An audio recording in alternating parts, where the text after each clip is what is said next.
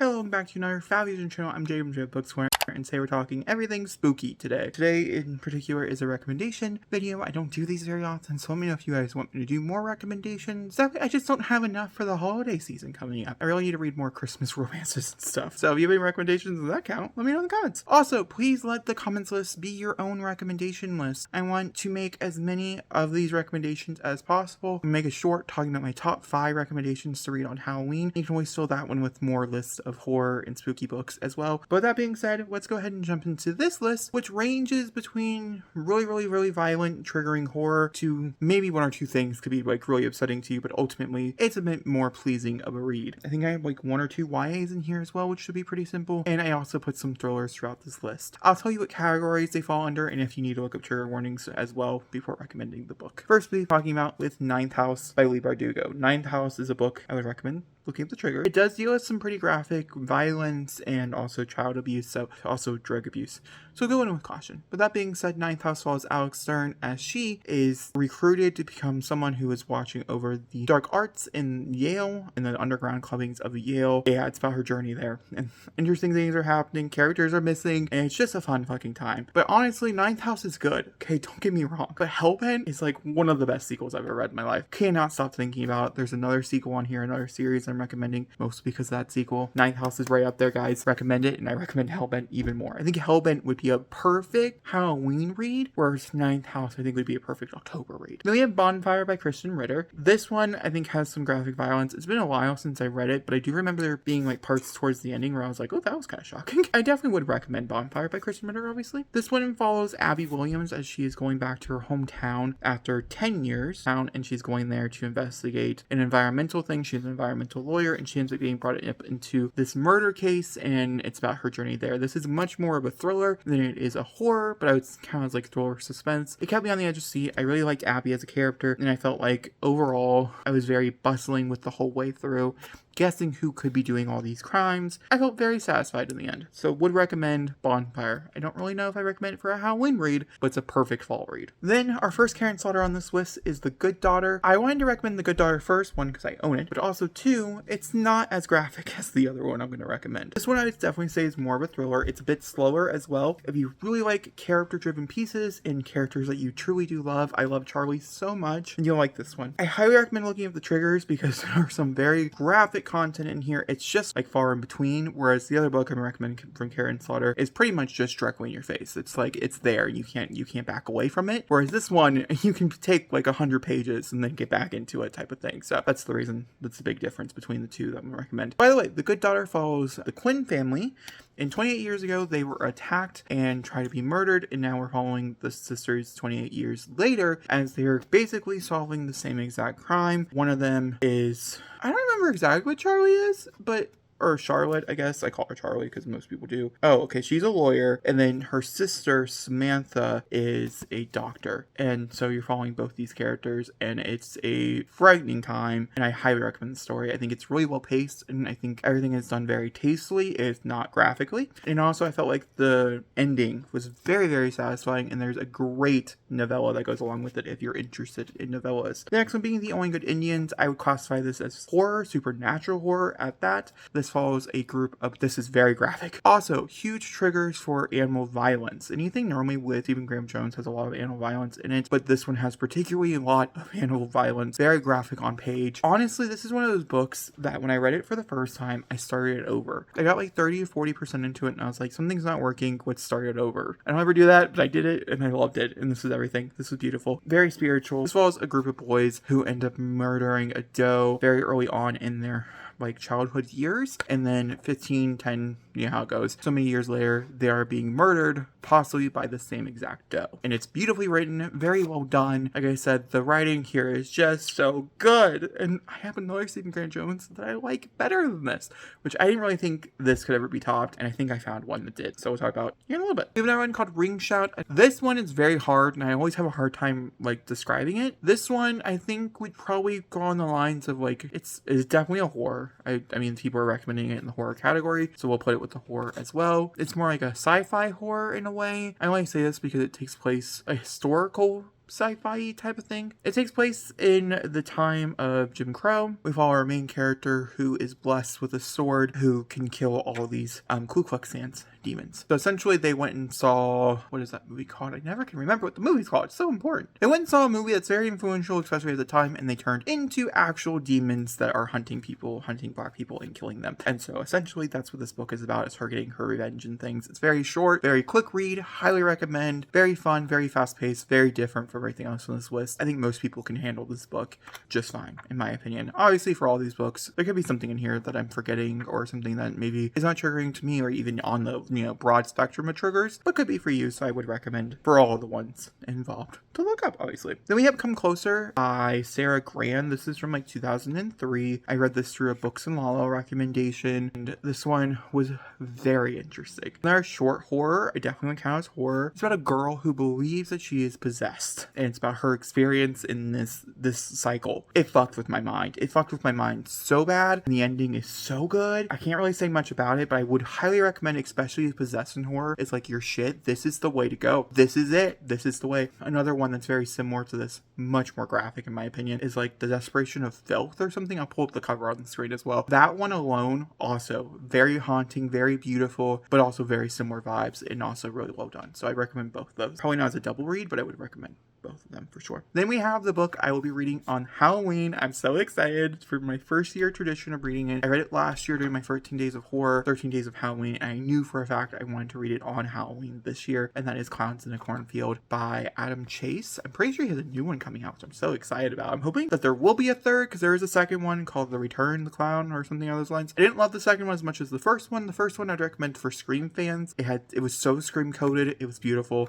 The second one's more like Scream meets Purge, which is very different. But either way, the first one follows a girl. Her best friend dies, so they move into this new town where a clown is their mascot, and someone is going around and murdering everybody in this town, especially the teens and stuff. It's just the right amount of violence for being YA, and it steps over that boundary just a little bit, like a tiptoe tagline, and it was great. It's beautiful. It's one of my favorite books I have ever read, especially in the slasher genre. If any more like this, please recommend. I cannot find others that I love as much as I love Clown in a Cornfield. Could not recommend this book more. Perfect for Halloween. Perfect. Then we have Manhunt. Manhunt I did not particularly enjoy overall, but I liked what the book had, and I believe in 10 years it will be a cult classic. Manhunt follows in a world, it's set in a post-apocalyptic world where trans are being hunted down and murdered by TERFs, and by that way is because there's a disease that's going around and you have to kill trans men who have somewhat already partially transitioned because they still have the parts that can like cure them or something along those lines. It's a very complicated disease. It's very well explained. I did a video kind of explaining it a little bit. It's very graphic in every level of the sense. I'm sure there's something in here that's going to trigger you. It's very hard to read, very hard to digest. The characters are quite unlikable, but I felt like the story was really well done, and I felt like there was great purpose behind it that I would recommend it. But go in with a caution.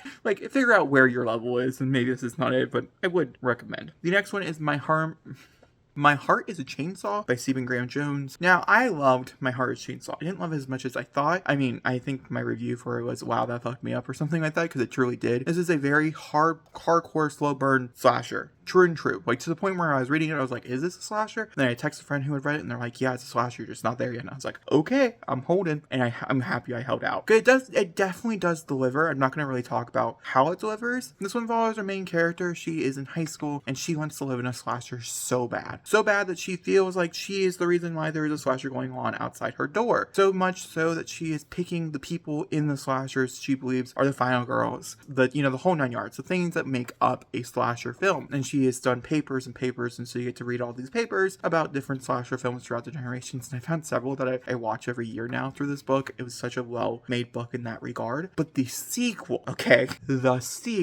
don't know how there's a third, but I'm excited. The sequel is so good. The sequel was like, okay, we had to get through the slowness to build this amazing character, because by the end she's an amazing character, to get to this. And I'm like, oh my god, I love it so much. I think about it so often. It's one of my favorite books of the year. I would not be surprised surprised if it is my favorite book of the year.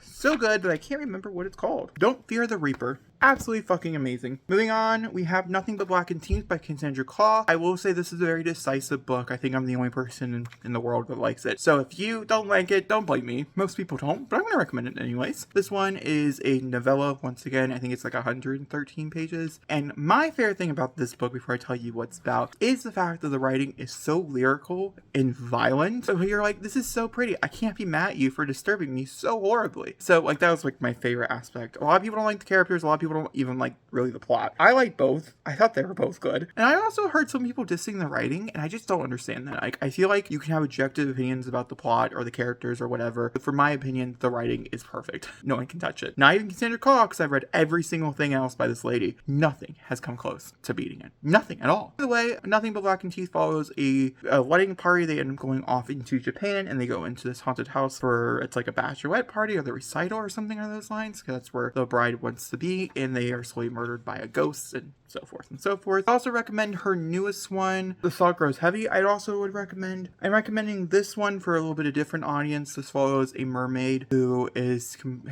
chosen to be silent, or she is forced to be silent, and it's about cannibalism and things. It's very different, very much different graphicness. Somehow, I also think Nothing Blackened Teeth is more graphic, only because the other one, The Salt Grows Heavy, is a book that feels much more terminology graphic. And so like when I hear like cartilage or something out of those lines, I personally don't really get grossed out by this because it just sounds too medical jargony for me. And so like it's fine, it's there, and I get very desensitized to it very quickly. So to me personally, this book was not that graphic, but I can see where other people are coming from.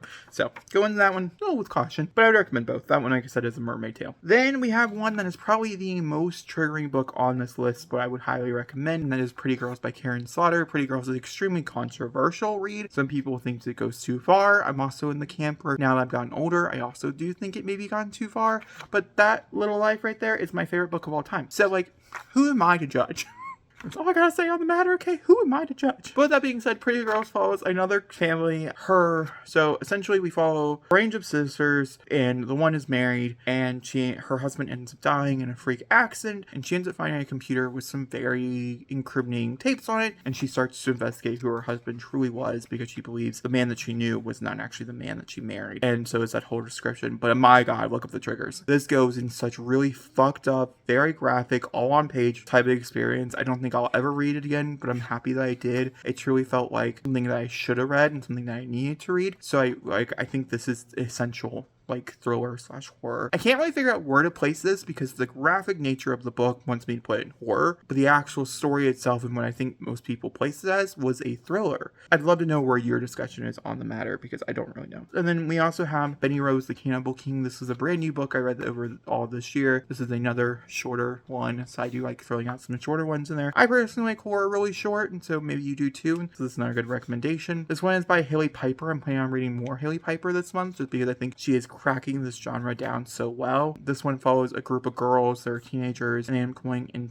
their town. They have a myth called Benny Rose, where he has this like one particular like street where he died on. He's supposedly his ghost haunts, and so they end up going and staying at this place for Halloween for a weekend or whatever, and it's about their time there and the experiences that they had. It is kind of violent. By kind of I mean really violent, but I also would recommend 100%. Then The Truth by Nick Cutter. I think everybody knows by this point, but if not, this is my only, I guess, classified as extreme horror. I'm just now getting into this genre, and this is the first book that I thought of when I'm thinking of this category outside of the really like, no, I'm not gonna recommend that to you type of books. The Truth, I think, is really well written. It's really well made. It's just really gross. This follows a group of boys who are Boy Scouts who end up going off into a different island where a plague starts to happen, and they start to experience some really gross things, and that's all I'll say. Go into it with caution, look up the triggers, look up the different things, because I don't even think some of the things that are gross would be under a trigger warning, but you should know about it before reading it. I'm not going to tell you here, but I think it's really well done, and it's the only Nick Cutter that I've liked so far. There's a few others that have curious me, but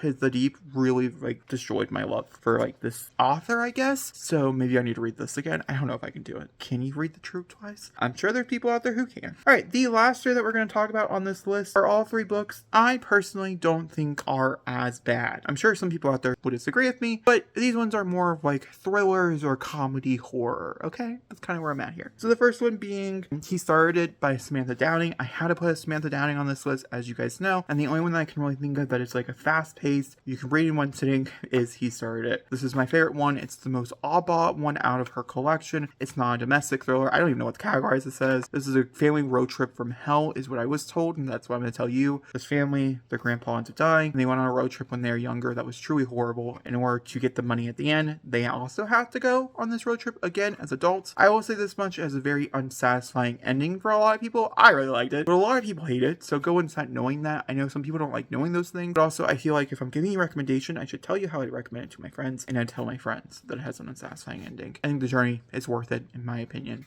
I might read it this month. I don't know. I read with Samantha Downing. I'm reading this month, so maybe not, but I highly recommend He Started It. Then you have Lock Every Door by Riley Sagar. I can't talk about a list of horror/thrillers without bringing up Riley Sagar, as because, one, he is a gay author, and I have to respect that. Two, it's just one of those things. So I'm recommending my favorite, which is Lock Every Door. This is about a woman who ends up ended up allowing to be stayed in this apartment complex that's like really famous in New York, and weird things start to happen. That's really all you need to know. Then we also have Patricia Wants to Cuddle. Patricia Wants to Cuddle is my final recommendation, I think, for you guys. One with Patricia Wants to Cuddle. I think I read this earlier this year or end of last year. I can't remember. I think it was earlier this year that I read it. This one follows, this is a very quirky horror. I definitely would count it as horror though. A group of influencers who were on a TV show kind of like The Bachelor and going off to this island where they slowly start dying one by one, but you have no idea why. It's a funny time. I promise you the characters are extremely unlikable for the most part, but there's some pretty good queer rep in it as well, which I really enjoyed. So overall, I would recommend. I'd recommend all the books on my list. I'm